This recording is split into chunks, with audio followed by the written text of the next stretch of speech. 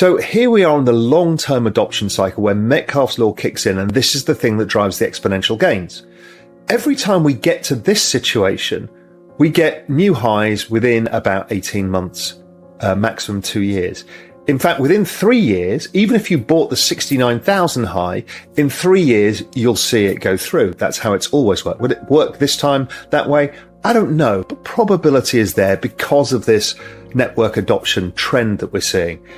So I'm expecting 2023 to be a decently good year and 2024 to be extremely good year. If you remember, I said inflation, I think, goes negative. So therefore, we will see much more stimulus and growth will remain somewhat sluggish. So I'm again excited about where we're going to go. And we will go from 300 million users, and next time around we'll be at 1 billion users. And that trend rate of adoption just continues higher. So it's all to play for. And it feels always the darkest before dawn. And Christ, does it feel ugly right now. I mean, everybody hates everybody, and everybody's accusing everybody of being a scam. It's Pellini Montrachet, in case you're asking, which is my favourite white wine from Burgundy. Okay, so let's talk about this adoption and what's driving it. You see, that's what the conversations in Raoul's Adventures in Crypto are about. I go and choose the people I want to speak to, not who want to speak to me, not who the team tells me, that I want to speak to, because I want to learn from. So I get to cherry pick everybody, and I'm in a very privileged position.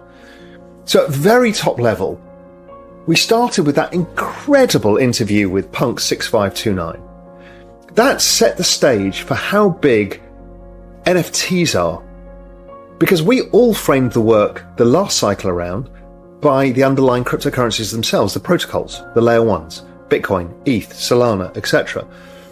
And 6529 made it very clear that NFTs are a much bigger deal than most people understand, because it's basically just a contract that can be used for so many different things, whether it's ticketing or artwork or music or insurance or derivatives or anything. So many things. There was a big philosophy about culture and the open metaverse that I think was incredibly important, because these are the foundation stones for the future. And 6529 has been one of the main proponents of that. That was a hell of a long interview, but really worth your time.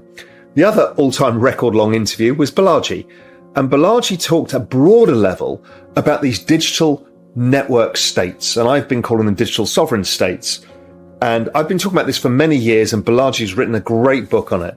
And it explains how in this increasingly digital metaverse-driven age, we live in online communities, not just our physical communities. And those online communities can have their own system of governance, money, culture, all of these kinds of things, which dovetailed in really with what 6529 was talking about.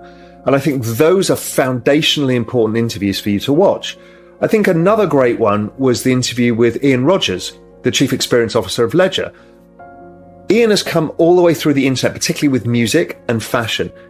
He's my go-to guy on culture. And we talked at depth about where culture plays a role and how we can think about culture and brand as intangibles on balance sheets, and they could be created into tangibles.